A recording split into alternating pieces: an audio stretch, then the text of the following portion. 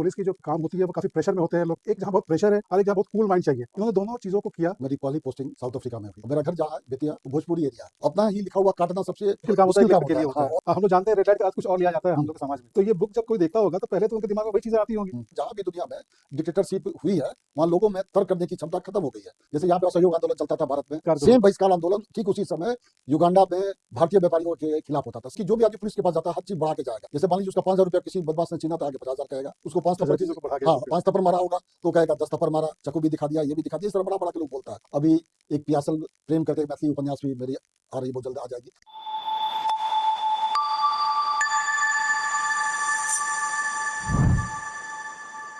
नमस्ते, मैं मुकेश झा आप लोगों का स्वागत करता हूं अपने पॉडकास्ट कॉटल कनेक्ट में। आज के हमारे गेस्ट हैं श्री केशव भारद्वाज जी, जो दिल्ली पुलिस में एक वरिष्ठ पुलिस अधिकारी हैं और काफ़ी अच्छा लिखते भी हैं। इनकी पहली बुक आई हुई है रेड लाइट नाम से। तो हम सबसे पहले जानना चाहेंगे उनकी जर्नी के बारे में समझना चाहेंगे कि पहले तो वो एक स्टूडेंट रहे होंगे, फिर वो सुपर कॉप बने, उसके बाद वो ऑथर बने। जहाँ तक हमें जानकारी है कि पुलिस की जो काम होती है वो काफ़ी प्रेशर में होते हैं, लोग काफ़ी ज़्यादा प्रेशर में रहते हैं, परिवार को समय नहीं दे पाते हैं, और उसके बावजूद इन्होंने वो काम करते हुए समय निकाला लिखने के लिए, जो एक अलग ही कला है। लेखन है अपने आप में एक आर्ट है, वो बहुत बड़ी कला है। उसके लिए लोगों को बहुत शांत होके स्थिर होके बुक को लिखनी पड़ती है। तो दो विरोधाभासी चीज़ें हैं, एक जहाँ बहुत प्रेशर है और एक जहाँ बहुत कूल माइंड चाहिए। इन्होंने दोनों चीज़ों को किया, दोनों को बैलेंस संभाला। इन्होंने कैसे किया, क्योंकि ये बहुत ही रेयर कॉम्बिनेशन है कि एक कॉप कोई ऑथर भी है। तो हम जानना चाहेंगे सबसे पहले केशव जी से कि वो दिल्ली पुलिस में कैसे आए। केशव जी नमस्ते। कौटिल्य कनेक्ट के सारे दर्शकों को मेरा जोहार। अभी जो आपने पूछा मेरी यात्रा के बारे में, तो ये प्री डिसाइडेड नहीं था। पहले से ये नहीं सोचा गया था जो मैं लिखूंगा ये या पुलिस में नौकरी करूंगा। ये एक सामान्य प्रक्रिया है। दिल्ली में पढ़ाई कर रहा था, जो आम बच्चे करते हैं, डिफरेंट कंपटीशन की तैयारी करते हैं, मैं भी किया। मेरा पहला नौकरी LIC में बनारस में हुआ। उसके बाद दूसरी नौकरी SSB में मिजोरम में हुई और तीसरी नौकरी दिल्ली पुलिस में आई। उसी तरह ये क्रम आगे बढ़ता रहा। बाद में मैं डेप्यूटेशन पे दिल्ली मेट्रो में भी गया। उसके बाद फिर दिल्ली पुलिस का डिफरेंट यूनिट है, स्पेशल सेल, इमिग्रेशन, एयरपोर्ट पे था। उसके बाद फिर विदेश मंत्रालय गया और फिर वहाँ से वापस डेप्यूटेशन से फिर अभी दिल्ली पुलिस में हूँ। डिप्लोमेटिक सिक्योरिटी फोर्स यूनिट में अभी ड्यूटी कर रहा हूँ। तो ये हमारी सामान्य यात्रा हुई, जो कोई भी आम आदमी जो लाइफ के डिफरेंट फेजेस में अपना आगे बढ़ता है, जीवन की एक सामान्य प्रक्रिया है। जहाँ तक बात लेखन का है, मुझे पढ़ने का शौक था और शुरू से ही था। हम लोगों का जन्म उस समय हुआ है जब सप्ताह हिंदुस्तान, धर्मजोग, रविवार और इस तरह के कई मैगजीन आम उत्तर भारतीय घरों में हिंदी मैगजीन आती थी और लोग पढ़ते थे। घर में आ रहा है मैगजीन तो कुछ न कुछ आदमी पढ़ता ही था। तो पढ़ने से इंटरेस्ट था। बाद में जब नौकरी करने लगा तो उसके बाद ये इंटरेस्ट और ज़्यादा बढ़ गया और ज़्यादा पढ़ने लगा। लिखने की ओर कोई झुकाव नहीं था। जब मैं दिल्ली पुलिस से ऑन डेप्यूटेशन विदेश मंत्रालय में गया तो मेरी पहली पोस्टिंग साउथ अफ्रीका में हुई। तो साउथ अफ्रीका में जब मैं गया तो वहाँ जो अफ्रीका के बारे में मेरे दिमाग में पहले से था, उससे मैं अलग अफ्रीका वहाँ मुझे मिला। वहाँ के लोगों का जो जीने का ढंग था, जो उनका सिचुएशन पे रिएक्ट करने का तरीका था, जो उनका आम विदेशियों के प्रति रवैया था, और भी कई तरह की बातें थी जो पहले से मेरे दिमाग में भरा हुआ था, उससे एकदम विपरीत था।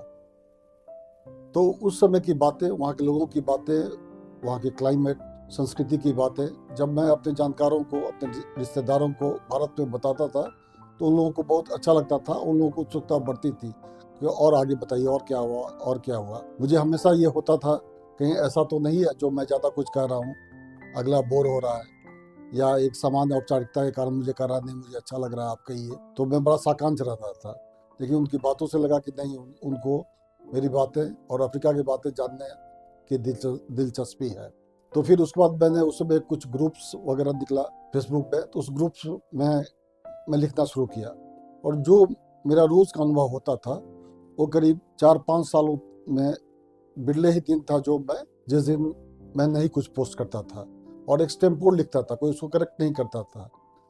हो सकता है ग्रामेटिकली भी हो, रॉन्ग हो, भाषा का स्तर उतना अच्छा नहीं हो, ऑर्नामेंटल लैंग्वेज जिसको कहते हैं वो नहीं हो, लेकिन मैं लिखता जाता था और लोग पढ़ते थे, लोगों की प्रतिक्रिया उस पर आती थी।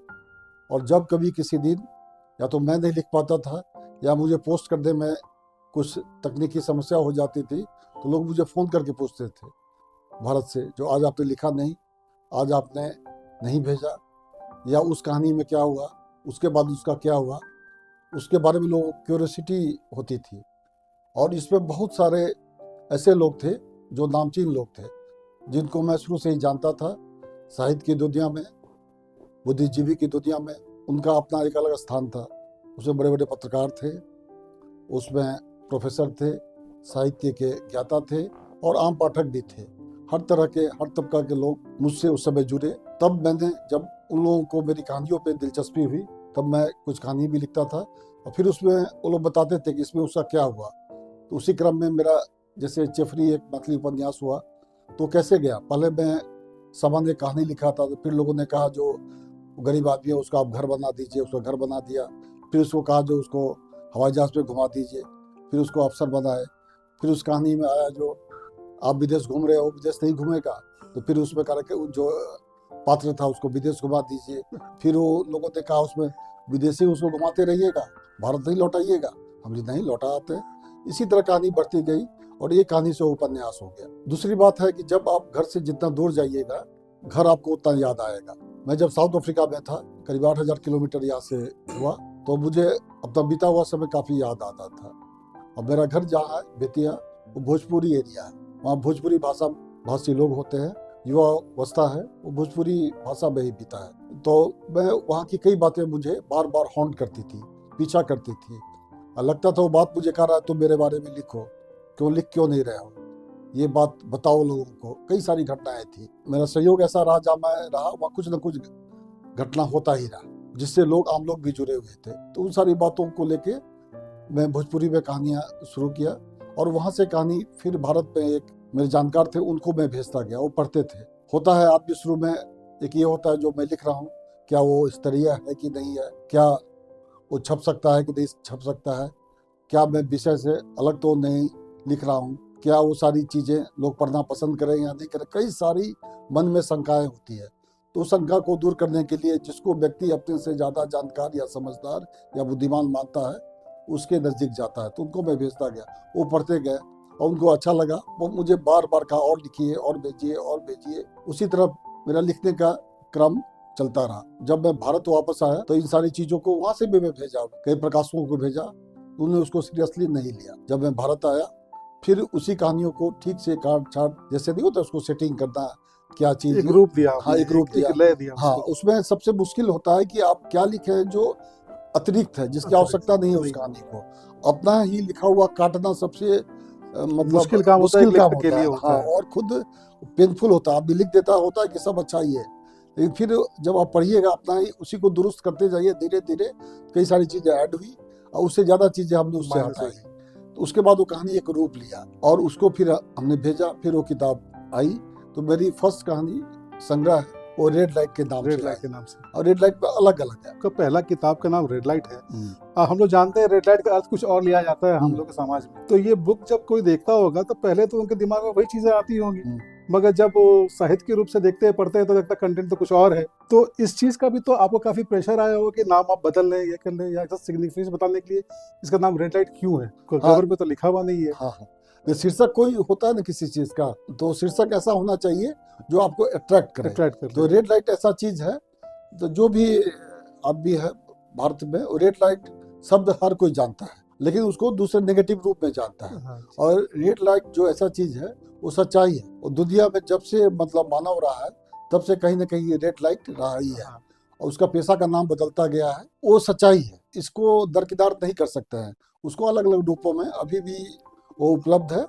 तो रेड प्राचीन काल से सबसे पुरानी चीज एकदम, जब से मानव है, सभ्यता है, तब से ये चीज चल रहा है। उसका नाम बदल रहा है, रूप बदल रहा है, लेकिन वो है।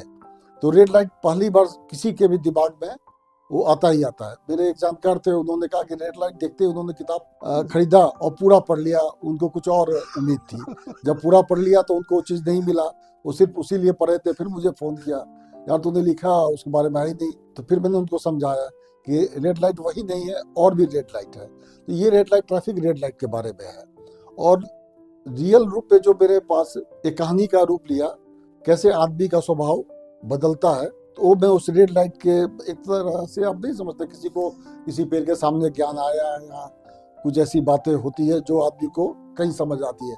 मुझे ट्रैफिक रेड लाइट पे जब 1 घंटा रोज रुकना पड़ता था, और जिसमें मेरी कोई गलती नहीं थी, ट्रैफिक का अनुशासन उस देश के लोग भंग कर रहे हैं। तो ये युगांडा की आप बात कर रहे हाँ, हैं, युगांडा के रेड लाइट पे आपको काफी देर रुकना पड़ता था, डेली। एक डेढ़ हाँ घंटा रुकना पड़ता था। हाँ हाँ अब वो ऐसा समय है जब आपके पास कोई काम नहीं है, हाँ हाँ अब सिर्फ ट्रैफिक में खड़े हैं, कुछ हाँ कर हाँ नहीं सकते हाँ हैं। हाँ। और उसके बाद आप देख रहे हैं जो ट्रैफिक वाला आपको घुमा के उधर किसी और से बातें कर रहा है, और कोई आदमी, वहां का आदमी में कोई रिएक्शन नहीं, चुपचाप उधर खड़ा है।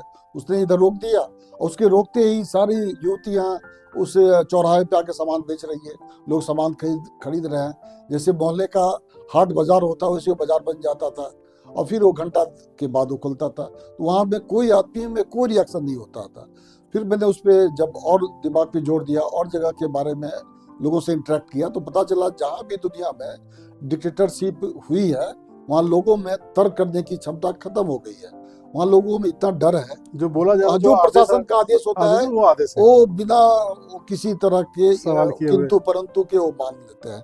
अगर भारत में हम ही लोग पुलिस हैं, 1 मिनट क्या कुछ सेकंड अगर एक्स्ट्रा रोक दें ट्रैफिक को, तो लोग पूछेगा क्यों, जवाब देना पड़ता है। जो इवन पब्लिक उसका वीडियो बना लेगी, वायरल कर देगी, कई तरह की बातें हैं, लेकिन वहाँ लोगों को कोई रिएक्शन नहीं। मैं 1-2 बार हल्का चर्चा भी किया, लेकिन उन लोगों को कोई असर नहीं। वो इसको अपना नियति मान के स्वीकार कर लेते हैं। वो यही सोचते हैं कि जान जो जाए उससे अच्छा है जो रेड लाइट पे खड़े रहूं। इस सब तरह की बातें हैं। उस ट्रैफिक रेड लाइट जो जगह भी था, उसका भी एक अलग, आप कह सकते हैं, एक स्थान है। अस्पताल के सामने का रेड लाइट मुलागो जब मैं देखता था तो मुझे याद आता था दिल्ली का एम्स। वैसे ही उस देश का सबसे बड़ा और सबसे महत्वपूर्ण हॉस्पिटल था, और उस हॉस्पिटल का भी बड़ा इतिहास है। उसमें इटली, सेकेंड वर्ल्ड वॉर के बाद इटली के विद्रोही, बर्मा के फॉरवर्ड प्राइम मिनिस्टर, माल्टा के विद्रोही, सबको अंग्रेज क्या करते थे, यहाँ से ले जाके इजिप्ट ले जाते थे। इजिप्ट से नील नदी के माध्यम से नाव से लेके युगांडा में लाते थे। और युगांडा में एक बॉम्बे बैरक था, तो भारत में भी बॉम्बे है, वहाँ भी बैरक का नाम बॉम्बे है। दोनों अंग्रेजों का ही कॉलोनी है। हो सकता है दोनों में इस नाम के पीछे कुछ कारण हो, मैंने पता किया भी, लेकिन कोई कनेक्शन पता नहीं चला। उस बॉम्बे बैरक में और सेकेंड वर्ल्ड वॉर के समय पूरा जो ईस्ट अफ्रीका था उस मलेरिया से एकदम ग्रसित एरिया था। मलेरिया होता था और हजारों हजार लोग मरते थे। तो जो विदेशी कार्यकर्ता थे या किसी मत के जो समर्थक थे, जिसको अरेस्ट करके यहाँ भेजा था, उन लोगों को बॉम्बे बैरक में मलेरिया हो जाता था। वहाँ मलेरिया जब उनकी स्थिति बिगड़ने लगती थी तो उनको इसी मुलागो हॉस्पिटल में रखा जाता था। और यहाँ पता चला उसमें काफी एक बड़ी संख्या में लोग मर गए, क्योंकि जब सेकेंड वर्ल्ड वॉर खत्म हुआ उसके बाद जब इन लोगों को छोड़ा गया तो बहुत कम ही लोग बचे थे जो अपने देश वापस गए थे। ये सारी बातें वहाँ पे एक भारतीय मूल का जो व्यक्ति था वो मुझे सारी कहानियां बताता था। क्या सच है क्या झूठ है, ये तो वहाँ के इतिहास में ज्यादा इस बात को दर्ज ही नहीं किया गया। तो उसी समय मेरे दिमाग में आया, अगर सेकेंड वर्ल्ड वॉर के टाइम में अगर सुभाष चंद्र बोस भी रहते और ब्रिटिश हुकूमत उनको पकड़ने के लिए प्रयासरत था ही, अगर पकड़ता तो उनको भी लेके यहीं पे ही बॉम्बे बैरक में ही रखता और यही हाल होती। तो जब मैं उनको देखता था उस मुलागो अस्पताल में, लोगों से उस बारे में बातें होती थी, तो पता नहीं मुझे क्यों सुभाष चंद्र बोस याद आ जाते थे। और होता था कि हो सकता है उनको भी यहाँ पे ऐसे ही रखा जाता होगा या कुछ ऐसी बातें होगी। लेकिन ये मुझे बार बार ये मन में आता था कि भारतीय भी आए होंगे। तो मैंने पता किया वहाँ के अपने स्तर पे, लेकिन मुझे पता नहीं चला जो भारतीय स्वतंत्रता आंदोलन के संग्राम में जो लोग थे उनको यहाँ लाया गया। लेकिन एक और बड़ी समानता है, आप पढ़िएगा जब युगांडा का इतिहास और भारत का इतिहास, जैसे यहाँ पे असहयोग आंदोलन चलता था भारत में ये होता था कि विदेशी कपड़ा को जलाओ, बहिष्कार करो। सेम बहिष्कार आंदोलन ठीक उसी समय युगांडा में भारतीय व्यापारियों के खिलाफ होता था, सेम एकदम। और वही मुझे लगता क्या समानता है। तो दुनिया में जो पुनर्जागरण है या व्यवस्था के खिलाफ विद्रोह है, एक ही साथ सब जगह हो रहा है। भारत में भारतीय कर रहे हैं अंग्रेज के खिलाफ, और युगांडा में वहाँ की जो स्थानीय जनजाति है वो भारतीय व्यापारी के खिलाफ कर रहा है, और उन लोगों को प्रोटेक्शन देता था ब्रिटानी सरकार, उनके जो बिजनेस एस्टेब्लिशमेंट था उन लोगों को। एक और बात बता दो, उस समय के इतिहासकार ये बताते हैं, जो एक समय ऐसा भी हुआ था जब ब्रिटेन छोड़ के जाने वाला था युगांडा, तो होता था कि भारतीय व्यापारियों को पूरा देश वो दे के चला जाएगा। तो उसने दिया तो नहीं, लेकिन वहाँ के लोगों के मन में ये बात बैठ गई, भारतीय जो है वो शोषक हैं, जैसे ब्रिटिश शोषक है उसी के एजेंट है, उसी के माध्यम से। तो भारतीयों के प्रति कोई बहुत अच्छी भावना वहाँ के स्थानीय लोगों में नहीं है। केशव जी, आपने बताया कि आपने लिखना शुरू किया, तो बेसिकली आपने शुरू में पोस्ट करना शुरू किया, फेसबुक पे आपने पोस्ट करना शुरू किया। हाँ। अब वही चीजें आहिस्ते आहिस्ते संग्रह बढ़ते चला गया। अब बाद में जब आप इंडिया वापस लौट के भारत लौट के आए, तो उसको आपने, जो आप कह रहे, जो आपके मेंटर थे के साथ मिल के आपने उसको एक बुक का रूप दिया, और इस पहली किताब का नाम रेड लाइट हुआ। उसमें आपने कई कहानियों का संकलन है बेसिकली ये किताब। एकदम यही बात है। आप दिल्ली पुलिस में थे, दिल्ली पुलिस को बहुत ही इफिशिएंट लोग समझते हैं वर्ल्ड में, बहुत अच्छा उनका रैंकिंग भी है। तो थोड़ा जानना चाहेंगे उसकी कार्यप्रणाली कैसी है, लोग हमें जानना चाहेंगे। दिल्ली पुलिस के बारे में बहुत सुनते हैं, तो उनका फंक्शनिंग कैसे होता है, क्या है, कुछ अगर रोचक हिस्सा हो आपके पास, कुछ चीजें हो तो बताते, शेयर करते तो बहुत अच्छा रहता है। देखिए, पुलिस का क्या काम है, जैसे इन्वेस्टिगेशन है, कोई भी पुलिस अफसर कहीं का हो, तो हम लोग क्या होता है, जो भी कोर्ट है या तो उसका क्या होता है, आंख कान हम ही पुलिस ही होते हैं। हमारा काम होता है, जैसे कोई मुकदमा दर्ज हुआ, कोई ऐसी बातें हुई, वो सारा चीज कोर्ट के सामने फर्निश करें, फैब्रिकेट नहीं करें। वही जो लोग फैब्रिकेट करने का प्रयास करते हैं, उससे विभाग की भी बदनामी होती है, और कई सारी बातें जो लोग कॉमन आदमी के प्रति जो पब्लिक परसेप्शन है बहुत अच्छा नहीं है। इसी सब के कारण हमें सिर्फ फर्निश करना चाहिए। और दूसरा क्या चीज़ है, जो हम डेस्टिनी डिसाइड नहीं कर सकते हैं, हम समाज सुधारक नहीं है। जैसे आप जेल में किसी को जेल में कैदी को डाला जाता है, उसको सुधार गृह नाम रखा गया है, वो कोई पनिशमेंट के लिए नहीं है, उसमें जो है उसको रिफॉर्म करने के लिए। लेकिन वो सारी बातें नहीं होती है। दिल्ली पुलिस का जो सबसे बढ़िया पक्ष है, जो मेरे नज़र से कोई भी काम को बड़े ही प्लानिंग के साथ वो करते, बड़े योजनाबद्ध ढंग से किसी भी चीज़ को पूरा करते हैं। जैसे एक अंग्रेजी में है भी, if you fail to plan you are planning to fail. तो हर चीज़ को आप प्लानिंग से कीजिएगा, पहले से सारा उसका प्रॉस एंड कॉन सब समझ के उस अनुसार योजनाबद्ध ढंग से। क्योंकि दिल्ली में क्या सारे VIP आते हैं, उनकी सुरक्षा सबसे इम्पोर्टेंट होती है। वो आने के साथ जब गए, उसके अलावा वहाँ पे कई राज्यों के, कई देशों के लोग रहते हैं, कई ऐसे भी हैं जो अंग्रेजी जानते हैं ना हिंदी जानते हैं, उनके साथ भी कम्युनिकेशन है। तो इस सब तरह से जो भी पुलिस के लोग एक हाईली सेंसिटिव हैं और ह्यूमन अप्रोच रखते हैं, उस बारे में उनकी बातें सुनते हैं, समझते हैं, फिर अपने स्तर पे निदान करने का प्रयास करते हैं। जो भी पुलिस के सामने समस्या आती है, हर समस्या में समाधान छिपा होता है। तो उसको अगर सही इंटेंशन के साथ एज ए ह्यूमन बीइंग हम प्रयास करें तो रिजॉल्व हो जाता है। बहुत सारी बातें होती है, हर में मुकदमा दर्ज नहीं होता है, लेकिन हम उस बात को ठीक ढंग से समझकर उस पर रिएक्ट करने का प्रयास करते हैं तो सुलझ जाता है। हम पुलिस वाले कहाँ फंसते हैं, जब हम सिचुएशन में रिएक्ट नहीं करते हैं। जो भी हो, आपको सही लगे, कोई चीज़ हमारे संज्ञान में आती है तो हम उस पर रिएक्ट करें। और पुलिस अफसर, मैं तो ये कहूँगा कि अच्छा कहानीकार हो सकता है। इसलिए हो सकता है, जैसे हम लोग कोई इन्वेस्टिगेशन करते हैं, उसमें हर क्लू को जोड़ते हैं, एक एक चीज़ को, जो कोई ये चीज़ ना लगे, जैसे कोई अपराध हुआ से लेके, और जब वो अरेस्ट होता है और कोर्ट में चार्जशीट हम पेश करते हैं, तो पूरा हर कड़ी एक एक चीज़ से जुड़ी होनी चाहिए। कहीं ऐसा ना हो जो एक चीज़ दूसरे से जुड़ी नहीं हो। कहानी में भी यही, जब कहानी आप लिखते हैं तो उसमें हर कड़ी कहीं ये ना लगे जो कहानी छूट रहा है, एक दूसरे से कनेक्ट नहीं कर पा रहा है, उस चीज़ को ध्यान दें तो कहानी अच्छा ही होता है।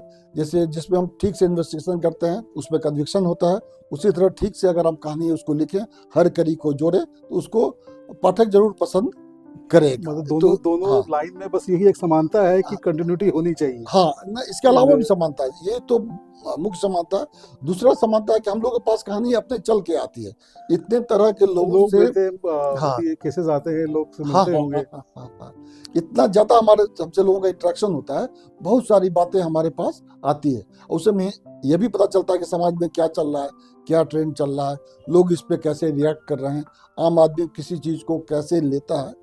ये सारी बातें पुलिस के पास काफी ज्यादा इंफॉर्मेशन होती है। कुछ रोमांचक किस्सा अगर आप बताते एक आध हम लोगों को, आपकी लाइफ में इतना लंबा लाइफ गया है तो कुछ ना कुछ तो हुई ही होगी। और पुलिस में तो बहुत हाँ, जो आप शेयर कर सके, मतलब हाँ, ऑफिशियली हाँ, जो हाँ, मतलब हाँ। शेयर कर सके बहुत public पुलिस का तो काम ही डेली, अगर आप लोग देखें, रोज रोमांच से भरा ही होता है। रोज आपको नया नया एक कहानी, एक किरदार मिलेगा, जिसमें पूरी कहानी लिखने की उसमें ये होती है, जो आप उसके बारे में लिख सकते हैं। तो हम लोग कई एक देखे लोग दुखी हो के आया है, और फिर हम जब उसको रिजॉल्व कर देते हैं उसका इशू, तो बड़ा आपसे बड़ा भी है, तभी कई बार आपको भावावेश में आके आपका पैर छू लेगा, आपको ढेर सारी दुआएं देगा।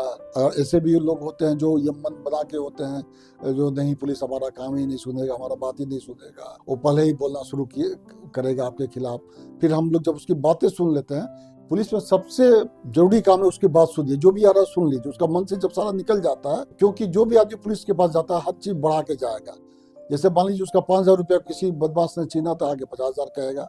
उसको 5 थप्पड़ सारी चीजों को बढ़ा के हाँ, फिर 5 थप्पड़ मारा होगा तो कहेगा 10 थप्पड़ मारा, और हमको चाकू भी दिखा दिया, ये भी दिखा दिया, इस तरह बड़ा बड़ा के लोग बोलता है। तो हमको उसको ये नहीं करना है, उससे सुनना है, पहले सारी बातें सुन के फिर धीरे धीरे धीरे असलियत को जानना है, क्योंकि man tells lie but circumstances never tells lie. तो हम लोग का ये काम है, सर्कमस्टांस को देखिए, क्या बात है, क्या हो सकती है, क्या हो कर रहा है, उस जगह पे जाइए, आसपास के लोगों को से बात कीजिए, सिचुएशन को देखिए, अपने आप सच्चाई पता चल चल जाती जाती है। है।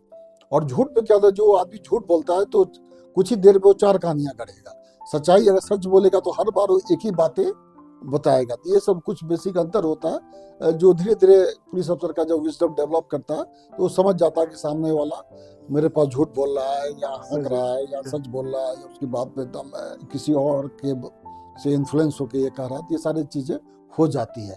तो हमें ये सब चीज ध्यान रखना चाहिए कि वो भी आदमी जो है सिचुएशन को एसेस कीजिए। क्या हम लोग का तो अगर देखिएगा इंटरेस्टिंग का, तो हर दिन बहुत सारी बातें हैं, किसी भी पुलिस वाले के पास बहुत सारी कहानियां हैं, के बारे में कहीं हम नहीं बताएं। जैसे करीब करीब आपका 3 दशक तो हो गया हाँ, होगा दिल्ली पुलिस में। हाँ, तो 3 दशक काफी लंबा समय होता है, हाँ, 30 साल काफी लंबा हाँ, समय होता है। तो जब आप दिल्ली पुलिस ज्वाइन किए थे, आज जो दिल्ली पुलिस में आप हैं, तो क्या अंतर देख रहे हैं? मतलब जो जैसे यूथ उस समय आना चाह रहा था, अब आना चाहता है, यूथ के लिए आप क्या बोलना चाहेंगे? मतलब आना चाहिए, नहीं चाहिए, क्या दिक्कत?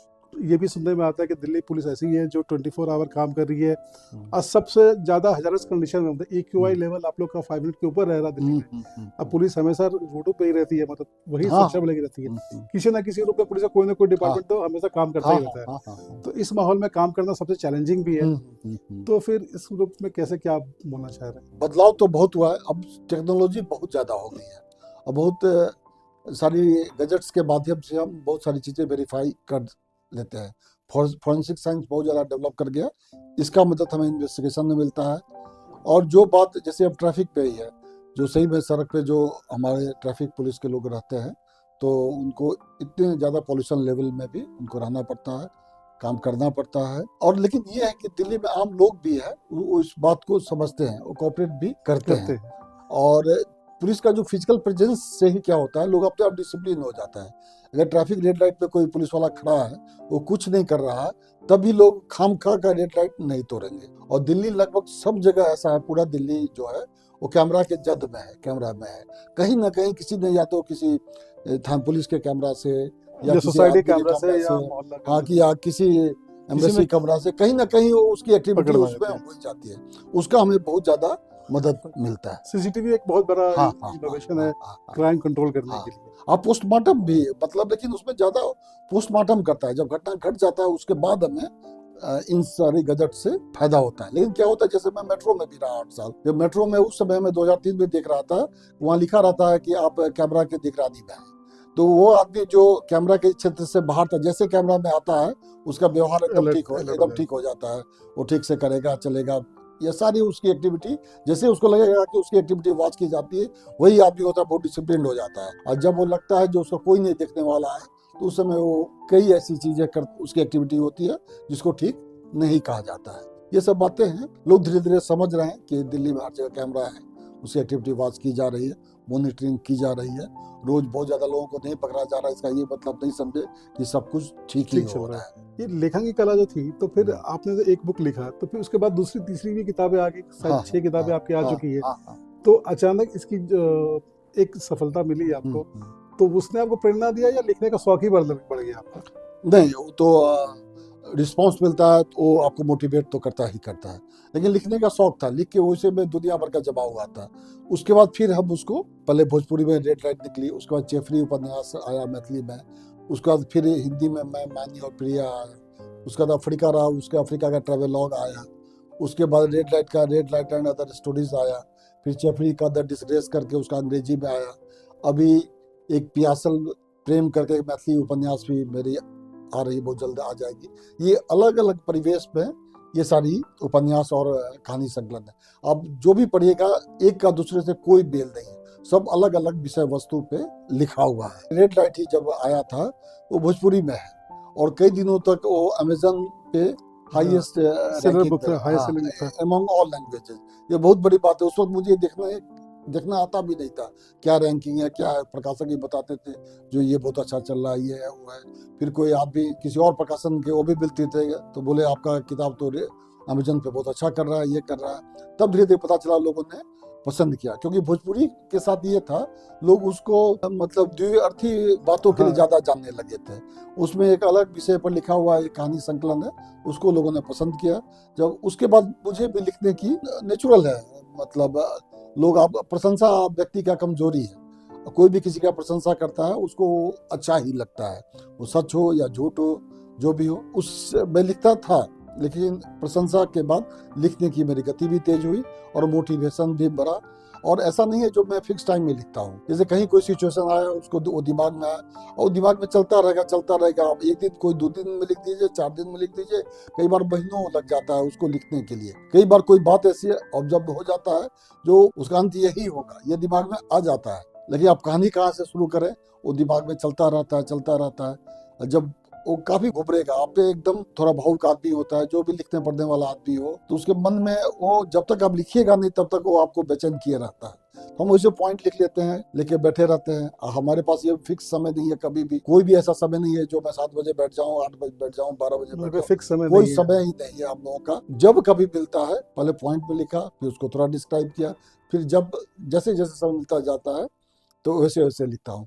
और ये भी बातें, जो जिस चीज का आपको शौक है उसके लिए समय मिल ही जाएगा। रोज आप 4 टाइम, 2 टाइम, 3 टाइम खाना खाते ही हो, रोज नहाते ही हो, ब्रश करते ही हो, वॉशरूम जाते ही हो, समय मिल रहा है ना। अगर आपको शौक है, फिल्म देखने जाते ही है, उसके लिए अगर लिखने का शौक है तो आपको अपने आप समय मिल जाएगा। हाँ, ये नहीं होगा जो इतने समय पे ही मैं मतलब कोई जाऊं। टाइम हाँ, फिक्स नहीं हो सकता, हाँ, बट कभी भी समय हाँ, निकाल मिल के जाए, वो अपने आप निकल जाए। मन लिख ही में है तो सकते हैं। समय मिल जाता है, कोई भी शौक हो आप। जनरली हम देखते हैं कि ऑथर लोग किसी एक भाषा पे ही केंद्रित रहते हैं। वो लोग या तो इंग्लिश में लिखते हैं या हिंदी में, या जो भी अपना लैंग्वेज हो। बट आपकी किताबें हमने देखा, आपने कहा भी, आपकी किताबें हिंदी में आ चुकी है, भोजपुरी में है, मैथिली में है, इंग्लिश में है, और भी कोई लैंग्वेज आ रहा है क्या?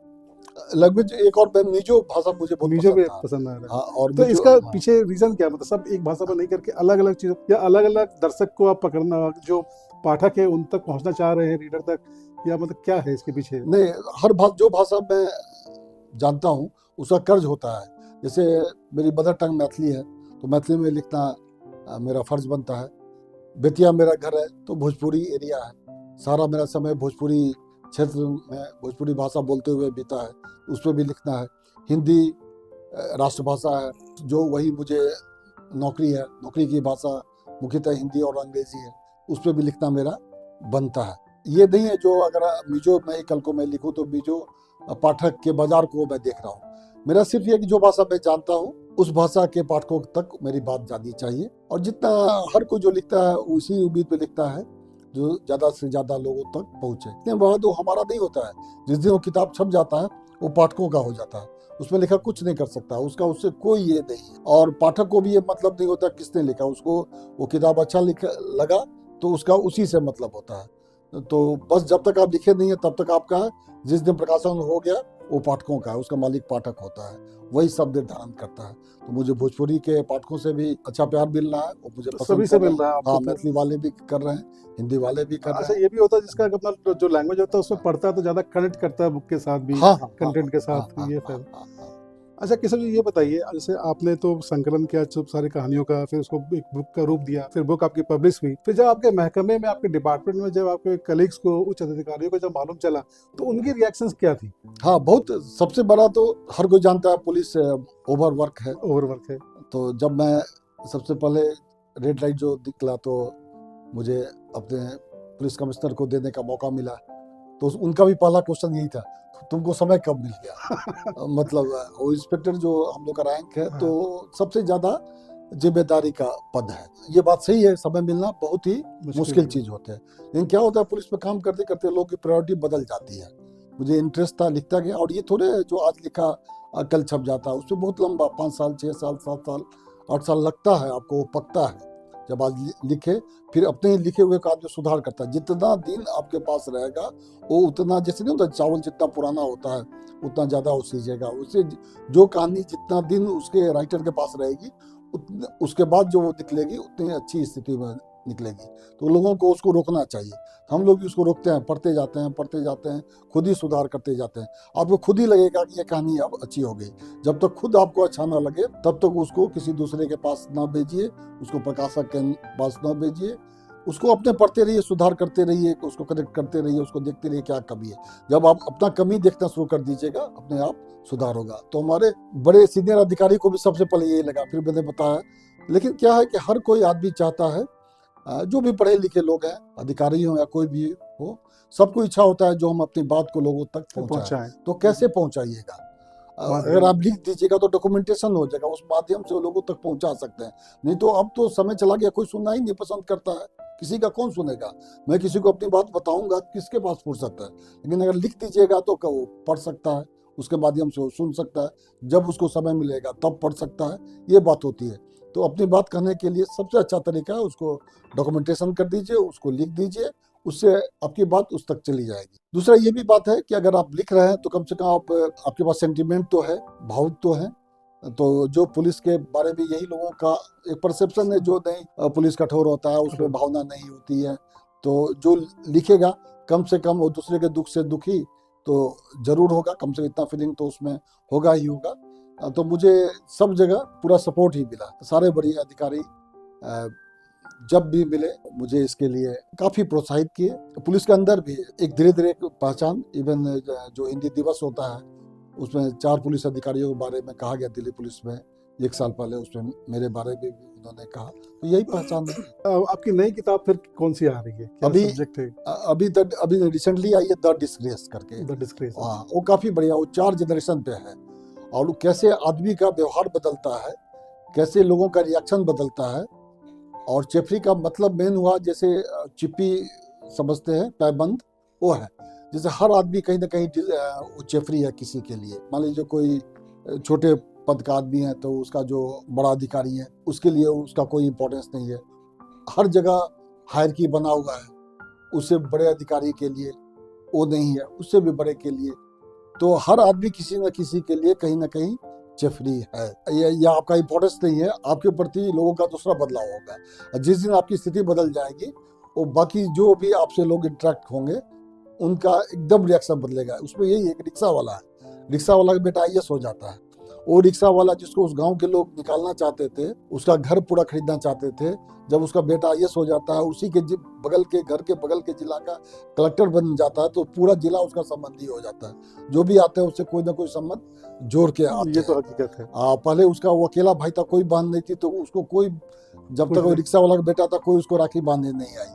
और जैसे कलेक्टर हो गया उसको कई लोग राखी बांधने आ जाते हैं। तो भाई बहन के संबंध में भी है, लोगों के रिएक्शन में भी है। जो उस गांव वाले निकालना चाहते हैं, बाद में कलेक्टर साहब का गांव उसके गांव के नाम से जाना जाता है। लेकिन जैसे वो पावर आया, पावर आदमी को करप्ट कर देता है। उसमें जब जैसे कई सारी कुछ विसंगतियां आ गई उसके पास, तो कैसे फिर वही समाज उससे दूरी भी बना लेता है। समाज में इतनी ताकत थी जो उसको कह देता है जो इनके यहाँ कोई नहीं जाएगा। आईएएस नहीं, उसके परिवार फादर में भी एरोगेंसी आ जाती है। जो रिक्शा वाला बद्री था उसमें भी एरोगेंसी आ जाती है। तो ऐसे ही होता है। लेकिन फिर बाद में धीरे धीरे धीरे समय का चक्र ऐसा है जो सबको आईना दिखाता है, वही सारी चीजें हैं। और देखिएगा, कोई भी आदमी उठाइएगा जो भी है, उसका अपना 4 जनरेशन का देखेगा तो उसमें पूरा भाग्य चक्र बदलता है, जो हिंदू मिथोलॉजी में है, उसी के बारे में मैंने उसमें लिखा है। और कई ऐसा चीज वो डेस्टिनी है, वो आपको नहीं पता है जो क्या होगा, वो डिसाइड करती है, वो आपका रास्ता उसी अनुसार ले जाती है। मैं लिखूंगा, ये मुझे भी नहीं पता था और किसी को भी नहीं पता था। हाँ, पढ़ने का शौक था, और जब ऐसा मौका आया लिखा, लोगों ने पसंद किया, अब हो गया, एक नया परिचय हुआ। नहीं होता तो यही मैं बहुत कम उम्र में ही लिखता, 20 साल 21 साल ही लिखना शुरू करता, हाँ पढ़ता जाता। तो पढ़ाई कीजिए, जो कभी का पढ़ा होगा आपको कभी काम आता है। आपकी किताबों में जो आपने बुक लिखा है उस पर आपने काफ़ी मानवीय पहलुओं पे काफ़ी गौर किया, जो चीज़ें हमारे समाज में हमारे परिवार में घटित होती है उन चीज़ों को आपने काफ़ी उजागर किया है और लोगों को उससे अवगत कराया है कि कैसे बेसिकली एक आम परिवार, एक आम व्यक्ति के बारे में क्या क्या घटनाएं घटती हैं इनके साथ, अलग अलग परिवेश में उसको आपने दिखाया है। तो ये तो बहुत ही अच्छा है संकेत। हम तो चाहेंगे कि ये किताब आपका अभी बेस्ट सेलर बुक बन जाए अमेज़न पे, डिजिटल मीडिया पे। आपसे हम लोगों ने बात किया, बहुत ही अच्छा लगा। हमारी बहुत बहुत शुभकामनाएं कि आपकी किताबें ऐसे आते रहे, हम लोग पढ़ते भी रहें, पाठक भी पढ़ते रहें। अब बहुत जल्द आपको पुरस्कार मिले और हम लोग फिर दूसरा नेक्स्ट पॉडकास्ट भी आपके साथ कर पाए। आपको बहुत बहुत धन्यवाद। बहुत